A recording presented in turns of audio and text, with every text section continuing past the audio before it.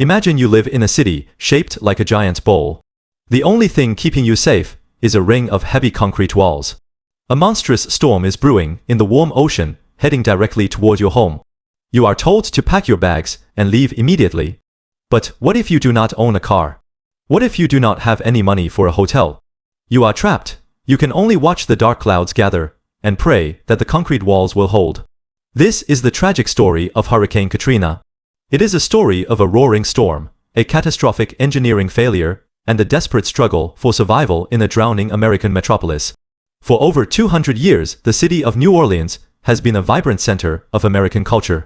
But geography has always been its greatest enemy. Large portions of the city sit below sea level.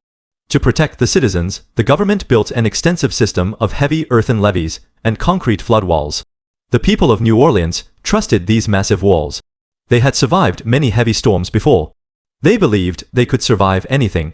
But in late August, a totally different kind of monster was born in the Gulf of Mexico. Hurricane Katrina rapidly grew into a massive Category 5 storm. The swirling winds reached an unimaginable speed of 175 miles per hour. The storm was massive, covering nearly the entire Gulf.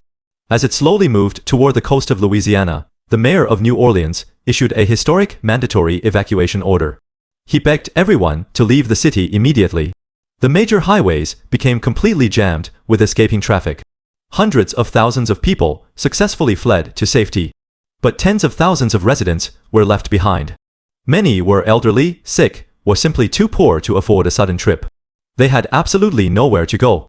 The city opened the massive Superdome Sports Stadium as a shelter of last resort. Nearly 20,000 desperate people gathered inside the heavy concrete dome. They carried small plastic bags filled with clothes and cheap blankets. They waited in the dark, listening to the roaring wind outside. On the morning of August 29th, Hurricane Katrina finally struck the coast. The wind screamed through the empty streets. Massive trees were completely uprooted. The heavy roof of the Superdome began to peel away, letting the rain pour inside. But surprisingly, the eye of the storm slightly missed the city. By the afternoon, the heavy winds began to slowly calm down. Many people thought they had miraculously dodged the worst part of the disaster. They thought the city had survived. They were completely wrong. The real nightmare was not the wind. The real nightmare was the water. The massive storm had pushed a huge wall of ocean water into the coastal canals. The immense pressure was simply too much for the aging defense system. Early the next morning, the concrete flood walls violently collapsed in multiple different locations. A terrifying wall of dirty water rushed into the lower neighborhoods. The flooding was incredibly rapid and totally silent. Within minutes, the streets turned into raging rivers. The dirty water rose 10, 15, and even 20 feet high. It swallowed parked cars, small businesses, and thousands of wooden homes. People who had stayed behind suddenly woke up to freezing water pouring under their bedroom doors. They had to grab their children and run up the stairs. As the dark water continued to rise, they were forced into their attics. They were completely trapped in the dark, suffocating heat. The situation became incredibly desperate. People had to use heavy axes to chop holes through their own roofs just to escape the rising water. Thousands of families sat on their hot roofs, surrounded by an endless toxic ocean. They waved white towels at passing news helicopters, begging for rescue. There was no clean water to drink. There was no food to eat.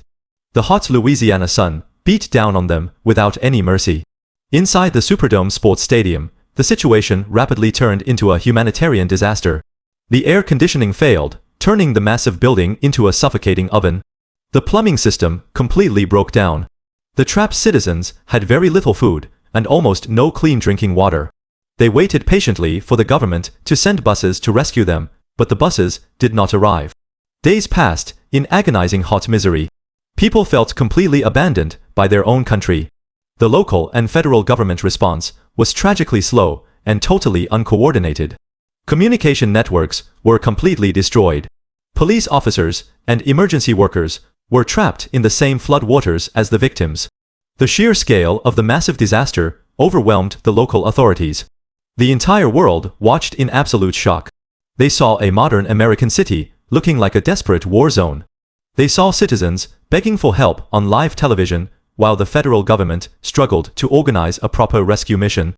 But amidst the overwhelming failure, there were incredible acts of pure heroism. The United States Coast Guard flew their orange helicopters through dangerous shifting winds. Ordinary citizens used their own small fishing boats to navigate the flooded, toxic streets. They pulled their neighbors through broken windows and brought them to higher ground. These brave volunteers saved countless lives. Eventually, heavily armed military trucks and massive transport buses finally arrived in the ruined city. They slowly evacuated the exhausted survivors from the Superdome and the flooded highways. The immediate, terrifying crisis was finally over, but the deep pain had only just begun. The devastation was completely unprecedented. 80% of the historic city was totally underwater, creating a massive, toxic lake of destruction. Over 1,800 innocent people lost their lives in the disaster. Hundreds of thousands of residents were permanently displaced, forced to start completely new lives in distant cities. The vibrant musical heart of the South was left in absolute ruins. The tragedy of Hurricane Katrina forced the nation to take a long, hard look in the mirror.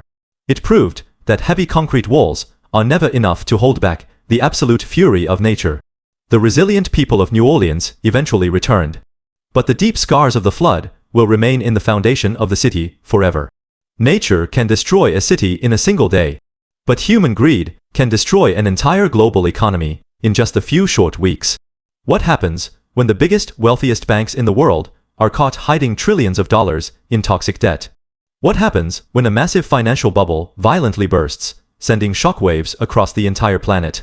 In our next episode, we will travel back to the towering skyscrapers of Wall Street. We will uncover the dark secrets of the 2008 financial crisis, the collapse of giant empires, and the panic that nearly destroyed the modern world. Share your thoughts with us in the comments below, hit that subscribe button, and join us next time as we continue to uncover the thrilling hidden chapters of history.